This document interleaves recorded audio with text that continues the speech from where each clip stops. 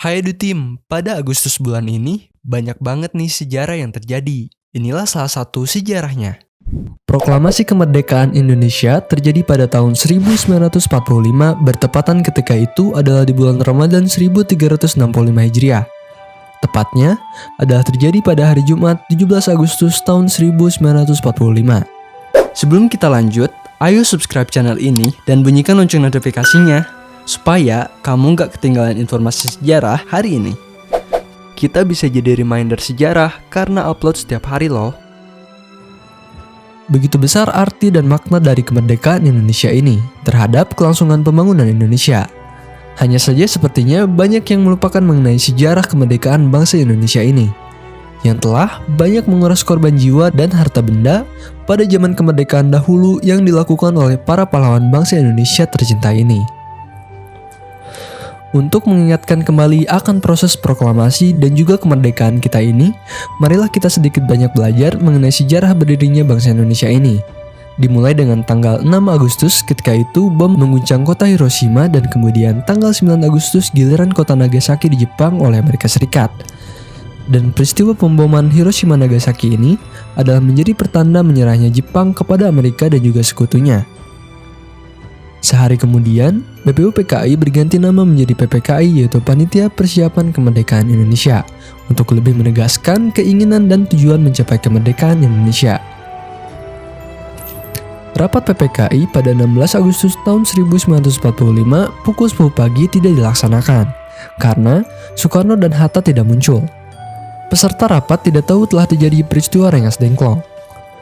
Para pemuda pejuang termasuk Chairul Saleh yang tergabung dalam gerakan bawah tanah kehilangan kesabaran.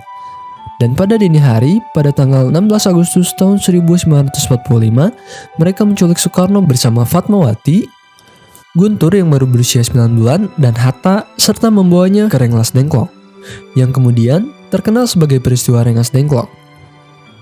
Soekarno, Hatta, dan anggota PPKI lainnya malam itu juga rapat dan menyiapkan teks proklamasi yang kemudian dibacakan pada pagi hari tanggal 17 Agustus tahun 1945.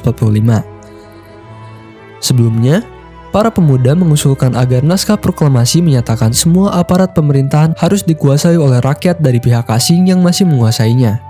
Tetapi, mayoritas anggota PPKI menolaknya dan disetujuilah naskah proklamasi.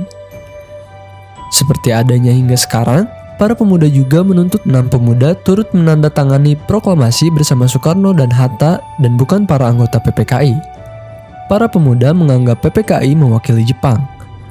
Kompromi pun terwujud dengan membubuhkan anak kalimat atas nama bangsa Indonesia Soekarno-Hatta, yang mana rancangan naskah proklamasi ini kemudian diketik oleh Sayuti Melik. Sehingga tepat pada hari Jumat 17 Agustus tahun 1945 Masehi atau 17 Ramadan 1365 Hijriah, dibacakanlah proklamasi kemerdekaan Indonesia yang dibacakan oleh Soekarno-Hatta yang pada kemudian hari menjadi presiden dan wakil presiden Indonesia yang pertama. Nah, Edu Tim, itulah salah satu sejarah yang sudah kami rangkum dan sajikan di Edu History. Semoga dengan menonton video ini, pengetahuan sejarah kamu jadi bertambah ya. Ayo bagikan dan like video ini sebanyak-banyaknya, karena semakin banyak yang menonton, maka kamu turut mendukung kami untuk memberikan informasi mengenai sejarah apa yang terjadi hari ini. Alvin undur pamit, sampai ketemu lagi di video lainnya ya. See ya!